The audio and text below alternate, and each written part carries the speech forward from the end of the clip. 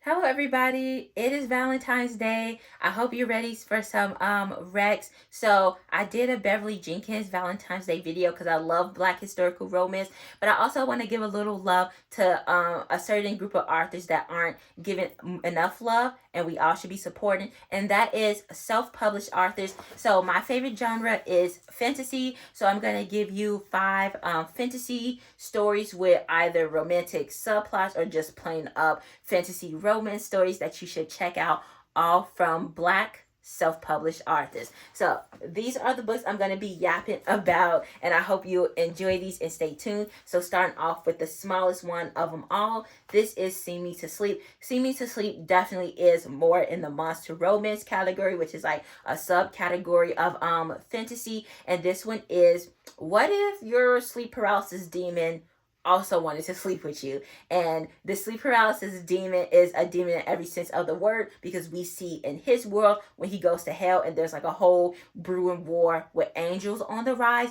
which I was not expecting that plot to be happening, and that plot point was missed out on when people were like recommending and talking about this book. So when I saw that, I was like, oh, that's what we're doing. And I absolutely love this. Like this was so much packed into this small book, and it really did a really great job at looking at grief and healing from trauma and dealing with PTSD, because our FMC deals with like her father passing after that house is broken into. So not only is she dealing with her dad's death, but she's dealing with the fact that she doesn't feel safe in her own home. And along with that surprise angel demon war plot, there's also a surprise revenge plot here, and this book is just so good.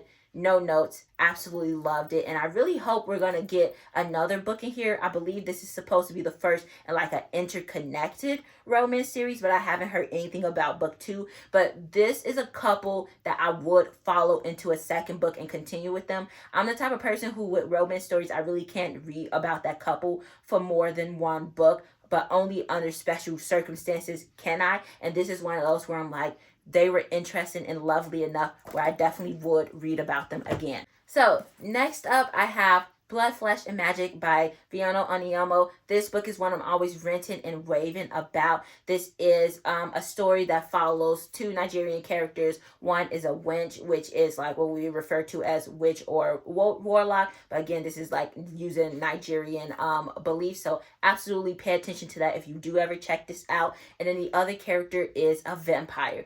And when they meet, it's at actually a little strip show, which is like little burlesque show. And it was a very little cute meetup where there's an instant chemistry, instant connection, and they just have this vibe for each other, and they want to fill this out and pursue it. But of course, the worst strikes at this moment, and they are kind of pulled apart a little bit while both of them are going through a lot in their lives, but they realize that they can help each other and they can get through this together. So I absolutely love the writing here. It's super chunky, but I don't feel like there was a wasted page here, because she really delved into their emotions, experiences, their past traumas, and their different parts of their lives. And they both have these very cute and wholesome found families going on that I absolutely love and ate up. And this book just made me feel so much while staying action packed, staying lovely, staying cute, staying intense, giving me fun, flirty cuteness. And I just really have only good things to say about this because I absolutely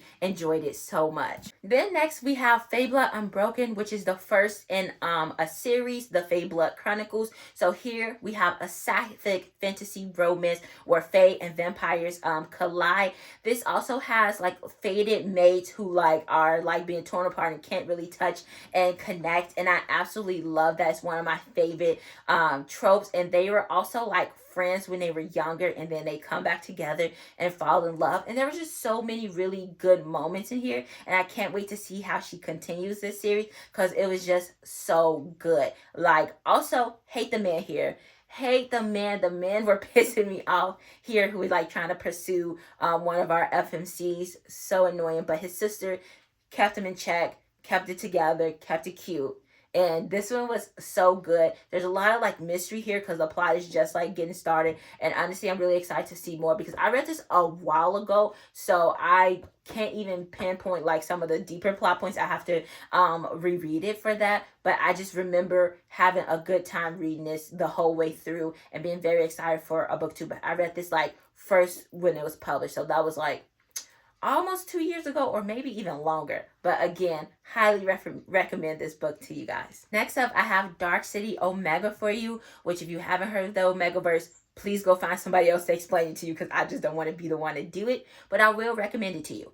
I don't really do published Omegaverse because I see a lot of times that they kind of seem like they only encountered Omegaverse through somebody whispering the details about it to them and not like they really delved into it and really understand the genre. So when I picked up this, I was very hesitant about reading published Omegaverse again, but I actually found that she did a really good job, understood what she was dealing with, what tropes and things of Omegaverse people liked the most, and she really ran with it and did a great job. Speaking of running with it, this book is about Omega who is being chased down because there's obviously a lack of Omegas in this world, as per usual. And when her like mate comes across her, he is one of those people who joins in and chasing after her. She also has magical abilities that come out when they are mated with their partner. The magic system really surprised me here because I wasn't expecting a magic system, but I absolutely enjoyed it. And I will say this is dark, so please look into it, look up the trigger warnings, learn as much as you can about it before going into it because I wouldn't want anybody to be surprised what's going on. And this book already has book 2 out, and I believe there's going to be a book 3 and 4 in this series. But overall, I really enjoyed this and was very surprised by the end of it, but ultimately surprised in a very good way. I really like Elizabeth Stevens' alien romance books, so I knew I would like her writing in here, but I just wasn't sure if I would like the premise, which surprisingly I definitely did, and I'm happy I picked this up when I did because I read a really good time. And this is pretty chunky and long, but I read it very fast and I really enjoyed it.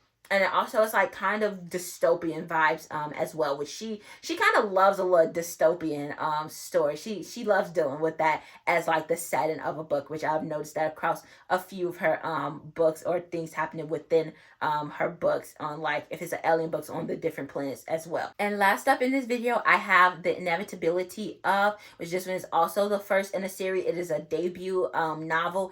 This is so good. I love this one because I usually see the premise in here done very differently, but I loved how it was here, where typically the premise of like some fantasy stories is like if the character doesn't know about the magic, it's usually used in YA stories where they learn about it at some critical moment in their teenage years, and then they pursue the magic in the world for some sort of adventure story. And here, she is a grad student when she learns about it, so she's like mid 20s learning that her family has kept this magical secret from her, and then she has like to guard Death's Gate. She's going to be the inheritor of the gate and having to guard it. And then there's a lot of mystery around her parents. There's she got mommy issues down in this book, so be prepared for the mommy issues because I wasn't. It gripped me and I was like, this is too close to home. But I digress. Anyways, this was so good. I really loved having an older character discover the magic in the world and have to contend with that, who has a much more developed brain and so can like prioritize what's more important, what she should be spending her time on, but also still has a lot of emotional weight that she's been carrying around to break down and get through. And in this one, I think I stopped talking about the romance in these books.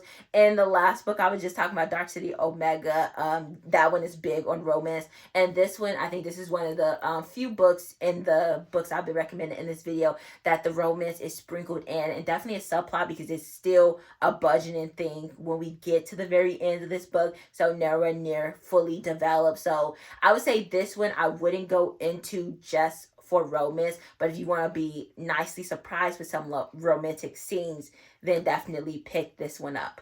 Okay, so that's it for my Valentine's Day romance Rex or fantasy romance Rex.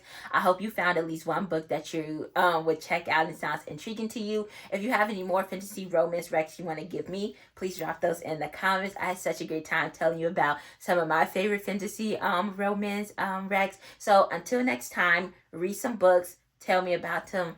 Bye, guys.